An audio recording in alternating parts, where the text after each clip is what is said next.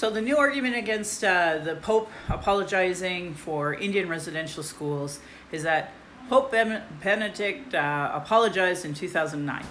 Well, I hate to break this to you all, folks, but he actually didn't apologize for all of the things that we know in the TRC because the TRC hadn't actually gotten going and got all of the information out yet. So he certainly couldn't apologize for all of the things that we now know to be true. And he certainly wasn't apologizing on behalf of the church. So I wanted to bring attention to Volume 6 of the TRC, the reconciliation component. And this is free, available online. It's a PDF. I'll give you a stupid link because I know you guys can't fucking Google it. So churches is on page 96 and it talks about spiritual violence, residential school. It has some elders who gave their account of what happened. Then it goes into church apologies, actually, and it does talk about the 2009 apology as well, but it also talks about, the need for more, and why it is that apology doesn't properly address the issue.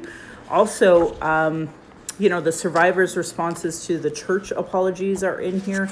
So I think that, Volume 6 of the TRC, like if people haven't read it, they actually don't know what they're talking about and they're just trying to get away on a technicality instead of understanding the issue of truth and reconciliation, because they obviously don't. Because reconciliation means being meaningful throughout this entire process. So I hope that helps. I hope people consider reading this instead of just sideswiping it. I mean, I gave you the timeline even, so you don't have to read all of it.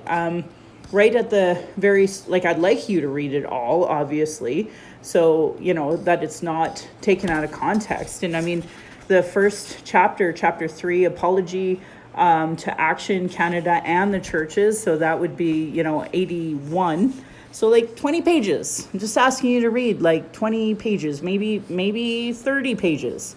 And it's free. It's accessible. So please pass that around instead of, don't argue with racists. They don't care. They're not here for meaningful reconciliation or truth.